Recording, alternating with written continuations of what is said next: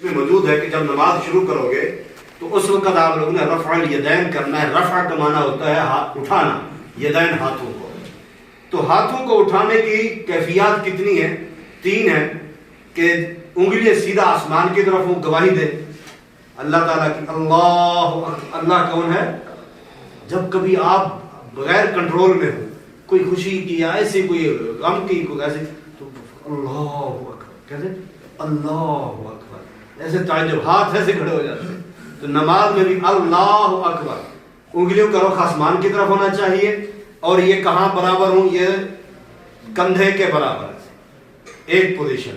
دوسری پوزیشن یہ ہے، یہ کان کی جو لو ہے نا اس کے برابر، اس کو چھونا نہیں، پکڑنا نہیں. وہ استادوں نے سکول میں جو پکڑا کا بھی ہے، یہاں بعض لوگ ایسے کر کے ٹچ کی کوئی ضرورت نہیں.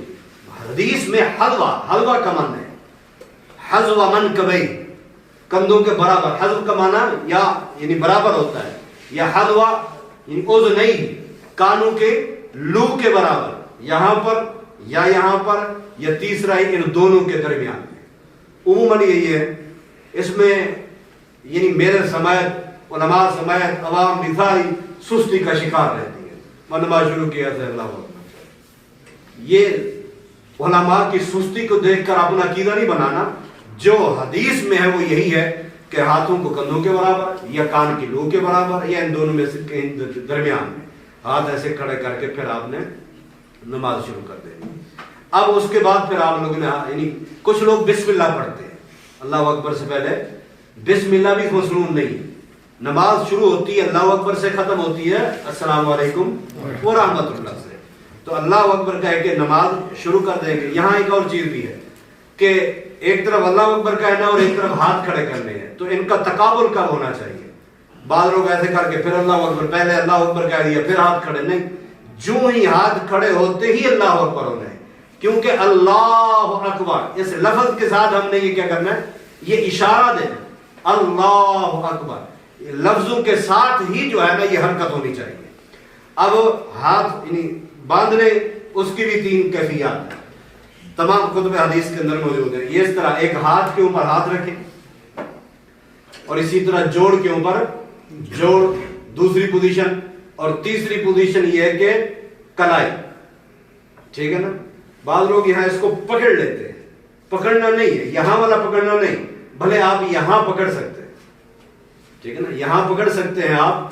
تو یعنی یہ آپ کی جو چھوٹی انگلی ہے اور انگوٹھا یہ اپنے کلائی کو پکڑ لیں گے، بقیہ نصف میں آ جائیں گے. تو یہاں ایسے کر کے کھڑا ہونا صحیح نہیں ہے. اسی طرح ہاتھ، اور صحیح بخاری میں اور زیادہ جو راجے اور جس پہ زیادہ عمل ہے وہ یہی بات کہ کلائی پہ کلائی ہونی چاہیے. اور اس کو رکھنا کہاں پر ہے؟ یہ بھی اس کی 2 روایات موجود ہیں، 2 طرح کی. ایک تو واضح طور پر اعلیٰ صدری کے لفظ ہے کہ سینے پر رکھنا ہے. ایک روایات جو ہے فوق السرہ، سرہ کہتے ہیں ناف کو، یہ جو ناف ہے اسے سرہ کہتے ہیں. اب ایک ہوتا ہے اعلیٰ سرہ، اعلیٰ کا معنی ہوتا ہے کہ اس ناف کے عین اوپر نہیں. اس طرح کی بھی روایت موجود ہے لیکن سند کے اعتبار سے صحیح نہیں. اور جو لفظ ہے نا فوق، فوق کا معنی ہوتا ہے اوپر. اب ناف سے اوپر رکھنا ہے. اب مثلا بسا اوقات کبھی سستی سے سینے سے نیچے بھی آ گیا لیکن ناف کے اوپر ہے تو کہیں حرج نہیں، کیونکہ وہ روایات صحت کے درجے تک پہنچتی ہیں. تو اس لیے یہ ناف سے لے کر یہ سینہ افضل یہی ہے سینے پر. کیوں؟ یہ ایک فطرتی عمل ہے. فطرت کا تقاضا یہ ہے، بیٹا باپ سے معافی مانگتا ہے تو کیسے ابو معاف کر، شاگرد استاد سے بھی معافی مانگتا ہے، کیسے ہاتھ جوڑتا ہے. یہ ہاتھ جوڑنے کا جو معیار یا اس کی پوزیشن وہ یہی ہوتی ہے کہ ہاتھ یہاں پر رہتا ہے، ہاتھ نیچے نہیں ہوتا جاتا. کوئی کسی سے معافی مانگ رہا ہے، اب یہاں نماز میں انسان اللہ سے معافی مانگ رہا ہوتا ہے، اللہ سے رابطے، تو وہاں بھی پوزیشن یہی ہے، فطرتی، یعنی ایک فطرت کا تقاضا ہے. بعض ساتھی کہتے ہیں نہیں عورت یہاں پر ہاتھ باندھے، مرد نیچے باندھے. تو پھر عورت کے یہاں پر ہاتھ باندھنے کی دلیل کیا ہے؟ وہی دلیل جو آپ کو پیش کی گئی ہے، یہی دلائل ہے. اب کسی بھی واضح طور پر یہ دعویٰ کر رہا ہوں، کسی واضح حدیث کے اندر کوئی فرق ہاتھ باندھنے کا مرد کا یا عورت کا نہیں. ایک ہی ہے، مرد بھی اسی مرد، عورت اور مرد کی نماز میں صرف ایک فرق ہے، وہ ہے کس کا؟ پردے کا. عورت سر کے بال ڈھانپے گی، ٹخنا بھی ڈھانپے گی جہاں تک ممکن ہوگا، یعنی پاؤں جو ہے نا وہ اس کا اپنا شلوار سے ڈھانپ جائے گا. اسی طرح مرد کے لیے ضروری نہیں، کیونکہ ٹوپی پہنے، پگڑی پہنے، جتنا زینت اختیار کرے اللہ کے آگے خوبصورت ہو کے پیش ہو، جس طرح مدیروں کے سامنے پیش ہونا پسند کرتا ہے، جس طرح مارکیٹ میں جانا، لوگوں کے سامنے جانا پسند کرتا ہے، پھر اللہ کے پاس جانا ادھورے کپڑوں میں یہ غلط ہے. تو اسی طرح ٹوپی شرط نہیں ہے، لیکن خذوا زینتکم عند کل مسجد، اس کو زینت اپناؤ مسجد کے پاس جب بھی ہو. تو لہذا اچھی بات ہے. اگر کوئی نہیں پہنتا تو اس کو کوئی غلط نہیں کہہ سکتا کہ تو نے تیری ٹوپی نہیں تھی لہذا تیری نماز ہی نہیں. یہ میں نہیں کہہ رہا، یہ آن ایئر سب علماء نے کہا ہوا ہے، ان کے کلب یوٹیوب پر موجود بھی ہیں. تو بہرحال اب یہ ہے کہ نماز شروع کر لی، ہاتھ افضل یہ سینے پر، نہیں تو ناف کے اوپر باندھے جائیں گے. اس کے بعد پہلا کام کیا کرنا ہے؟ اللہ اکبر کے بعد پڑھنا ہے، یہاں ہے دعائے استفتاح. دعا کا معنی کیا ہو گیا؟ دعا. استفتاح شروع کرنا، افتتاح کرنا. اس جگہ پر نبی علیہ السلام نے بہت ساری دعائیں پڑھی.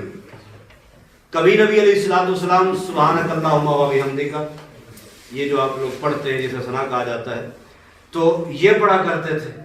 کبھی نبی علیہ السلام مثلا عموماً تہجد کے وقت یا اس کے علاوہ نوافل قیام اللیل انی وجہت وجہیہ للذی، یہ آیت پوری پڑھا کرتے تھے. کبھی نبی علیہ السلام بلکہ یہ دعا جو ابھی سنانے لگا ہوں یہ اکثر پڑھا کرتے تھے، اللہم باعد بینی و بین خطایایا کما باعدت، یہ مکمل دعا یہ کثرت سے پڑھا کرتے تھے. اسی طرح ایک اور دعا بھی اللہم انی لکا سجدت و بک آمنت وغیرہ وغیرہ، یہ بھی دعا ایک لمبی ہے، یہ بھی پڑھا کرتے تھے اس جگہ پر سورہ فاتحہ سے پہلے.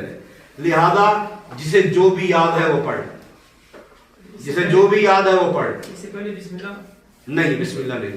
تو اب مثلا جماعت ہو رہی ہے، بندہ شامل ہو گیا ہے، تو وہ یہاں ان میں سے کوئی بھی نہ پڑھے، کوئی بھی نہ پڑھے، اللہ اکبر کہتے ہوئے سورۃ فاتحہ شروع کر دے تو بھی ٹھیک ہے، کیونکہ ثنا بھی اللہ کی تعریف ہے، آگے حمد بھی کیا ہے؟ اللہ کی تعریف ہے. تو لہذا جب سورۃ فاتحہ کے بارے میں واضح آ گیا کہ اس کے بغیر کام نہیں چلے گا، تو لہذا وہ حمد اگر اس نے کر لی تو اس سے پہلے والے اگر کوئی دعا نہیں پڑھ پائے تو لحاظ نہیں ہے. اس لیے آپ دیکھتے ہوں گے تراویح میں اکثر ائمہ جو ہے نا وہ اللہ اکبر کے بعد سیدھا الحمدللہ شروع کر دیتے ہیں. تو اس لیے یہاں کوئی بھی دعا پڑھی جا سکتی ہے، بلکہ جتنی میں نے بتلائی ان میں سے ساری صحت کے درجے پر ہے. سبحانک اللہم و بحمدک والی جو ہے صحت، اگر اس کا معیار حدیث کا اصول حدیث پر پرکھے تو سند کے اعتبار سے بقیہ سے کچھ کمزور ہے، یہ روایت کچھ کمزور بھی ہے. تو بہرحال اس میں سے کوئی بھی پڑھی جائے، نہ بھی پڑھی گئی تو وہ اس کی نماز ہو جائے گی. اب یہ سبحانک اللہم یا کوئی دعا پڑھنے کے بعد تعوذ یعنی اعوذ باللہ من الشیطان الرجیم یہ پڑھیں گے. اس کے بعد بسم اللہ پڑھیں گے. بسم اللہ کے بعد سورۃ فاتحہ پڑھیں گے. الحمدللہ رب العالمین الرحمن الرحیم مالک یوم الدین ایاک نعبد و ایاک نستعین آمین. اہدنا الصراط المستقیم صراط الذین انعمت علیہم. یہاں یاد رکھیے میں پہلے بھی کہہ چکا ہوں، مخارج کا خیال رکھیں گے. اب بات آتی انعمت، پہلا حمزہ ہے دوسرا عین ہے، ٹھیک ہے نا، دوسرے کو بھی حمزہ انعمت معنی چینج ہو جاتے ہیں. الحمد معنی چینج ہو گیا، تو ان چیزوں کا خیال رکھنا ہے. الغرض سورۃ فاتحہ جو یہاں غیر المغضوب علیہم ولا الضالین پر آئیں گے تو کیا کہنا ہے؟ آمین. امام ہوگا تب بھی اس کے پیچھے آپ نے آمین کہنا ہے. آپ اکیلے ہیں، ظہر اثر ہے تو تب بھی آمین. آمین کا معنی ہے قبول فرما. تو یہاں جو ابھی لفظ ایک ادا ہوا ہے، چاہتا ہوں کہ وہ بھی تھوڑی سی گزارش کر دوں. ہمارے معاشرے میں، پتہ نہیں آپ لوگوں کے ملکوں میں، مجھے نہیں پتا، خصوصاً میرے علاقے میں بعض ساتھی جو ہے نا یہ غیر المغضوب علیہم ولا الضالین کو کوئی پڑھتے ہیں ولا الضالین، وہ کیا یاد رکھیے اصول تجوید کے اندر جو یہ مخارج ہیں عربی کے، یہ جو 8 الفاظ ہیں، 28 الفاظ ہیں، حرف 28 حرف الف با تا ثا، ان میں سے جو مشکل ترین مخرج ہے ادائیگی کے لحاظ سے وہ ضاد کا ہے. یہ نورانی قاعدے کے اوپر آپ پڑھ بھی لیں، اس کا نقشہ بھی دیکھ لیں، یہ زبان کے گھما کر اس کا کنارہ دوسری سائڈ پر لگا کر پھر اس کی ادائیگی اس انداز میں کرنی ہے کہ زوال کی آواز بھی ہے اور دال کی آواز بھی ساتھ ہے. یہ مخرج ادائیگی کا انداز ہے. جیسے ہا یہاں سے نکلے اور ہا جو دو آنکھوں والی ہے وہ سینے سے نکلے. عین یہ مختلف. اور حمزہ وغیرہ اب سواد ہے, سین ہے, زال ہے, زواد ہے, زوئے ہے, زال ہے. یہ ادائیگی. اب حالانکہ ملتے جلتے ہیں نا, ادائیگی سے پتہ چلتا ہے. تو سب سے مشکل مخرج زواد کا ہے. اب کبھی آپ شیخ سدیس حفظہ اللہ کا سنیں, کہتے غیر المغضوب علیہم ولا الضالین, وہ اس میں دال کی زیادہ آواز آتی ہے, بعضوں میں دال کی آواز کم آتی ہے, زواد کی بھی ساتھ آتی ہے اور دال کی کچھ آتی ہے. بعض ان مخارج سے واقف ہی نہیں تو ولا الضالین کوئی کہہ دیتا ہے, ولا الضالین کو کیسے, وہ مخارج سے واقف ہی نہیں. تو حالانکہ جو مخرج ہے وہ مشکل ہے, جس کی وجہ سے اس کو مختلف قراء کوشش کر کے اس مخرج کو صحیح نکالنے کی کوشش کرتے ہیں. ہمارے سادہ لوگ اسے سمجھتے ہیں اس کو, حتیٰ کہ اس پر کئی بار لڑائی بھی ہوئی ہے, جھگڑا بھی ہوا ہے جماعت کے ساتھ. یعنی بھائی تو مولوی صاحب نے کیا ولڈوال نہیں پڑھاتا, یہ فلانا ہے جی. ہاں اگر یہ آپ کو ولڈوال ہی پڑھایا تو سمجھو ہمارے جماعت کا ہے, ورنہ یہ نہیں. تو میرے بھائیو یہ پہچان نہیں ہے, نمبر پلیٹیں نہیں ہے. قرآن کو جتنا ہو سکے وَيَتْلُونَهُ حَقَّ تِلَاوَتِهِ, اس کو اس کے اپنا حق ادا کرنا چاہیے. وہ حق یہی ہے مخارج اور ادائیگی کے ساتھ. خیر آمین پہ پہنچ گئے. اب یہاں آمین جو ہے وہ بھی تقریباً 105 احادیث پر مشتمل کتاب موجود ہے کہ نبی علیہ السلام نے فرمایا اذا امن الامام فامنوا, جب امام آمین کہے تو تب بھی تم کیا کہو, آمین کہو. فمن وافق تامینہ تامین الملائکہ غفر لہ ما تقدم من ذنبہ, جب تم آمین کہہ رہے ہوگے تو آسمان پر بھی فرشتے آمین کہتے ہیں. جب تمہاری آمین فرشتوں کی آمین کے ساتھ مل جائے گی, ٹکرا برابر ہو جائے گی, تو اللہ تعالیٰ تمہارے پچھلے سارے صغیرہ گناہ معاف کر دے گا. ایک حدیث. دوسری حدیث کہ اذا امن الامام فامنوا, جب امام اپنا, بلکہ دوسری حدیث اس طرح, جب اذا قال الامام غیر المغضوب علیہم ولا الضالین فقولوا آمین, جب امام کہے غیر المغضوب علیہم ولا الضالین تو آپ کیا کہیں, آمین کہیں. لہذا اس میں کئی ایک روایات میں بصوت الرفیع, برفع الصوت بھی ہیں کہ بلند آواز سے. اسی طرح ایک اور حدیث بھی نبی علیہ السلام نے فرمایا کہ یہود و نصارہ جو ہیں وہ بآواز بلند آمین کہنے سے اور سلام کرنے سے کیا ہے, چڑھتے ہیں. لہذا اے مسلمانوں تم سلام کثرت سے کیا کرو, سلام کثرت سے کیا کرو, اور آمین بھی اونچا کہا کرو. حضرت امام ابو حنیفہ رحمہ اللہ کے استاد ہیں تابع نبی ربا, وہ تابعی بھی ہیں, مدینہ کے بہت بڑے محدث بھی ہیں, فقہاء مکہ بھی ان کو کہا جاتا ہے, فقہاء میں سے شامل ہیں, بہت عظیم محدث. وہ کہتے ہیں میں نے مسجد نبی میں خود نماز پڑھی, میں لگ بھگ جب آمین کی آواز آئی تو مجھے آمین کی آواز 2 سے 3 صفوں تک امام کی سنائی دی. تو یعنی اس آواز تک چیخیں نہیں مارنی, سکون سے پیار سے, کیونکہ فرشتوں کی آواز ہے. دیکھا اللہ کے سامنے ہے, وہ ان کی آواز اور نیچے والوں کی آواز جب ٹکرائے گی اللہ گناہ معاف کر دے گا. لہذا بعض ساتھی کہتے ہیں دیکھو جی اللہ کے سننے کے لیے ضروری ہے کہ اونچا کہا جائے, اللہ تو آہستہ بھی سن لیتے ہیں.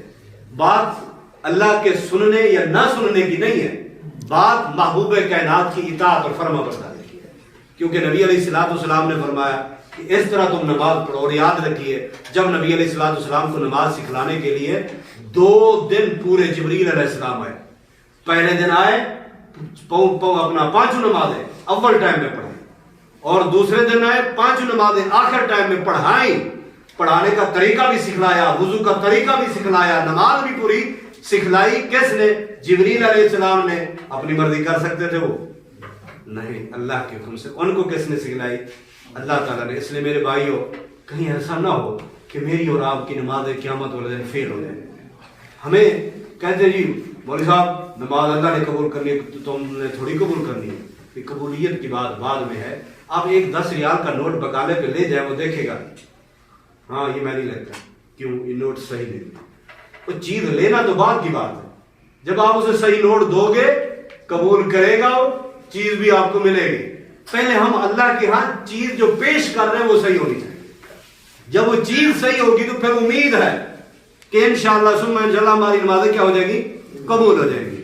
تو اس لیے میرے بھائیو ان ساری چیزوں سے ہٹ کے اختلافات سے آپ خود اس چیزوں کو سوچئے سمجھیے. آمین ہو گئی. اس پہ اور بھی بہت سارے دلائل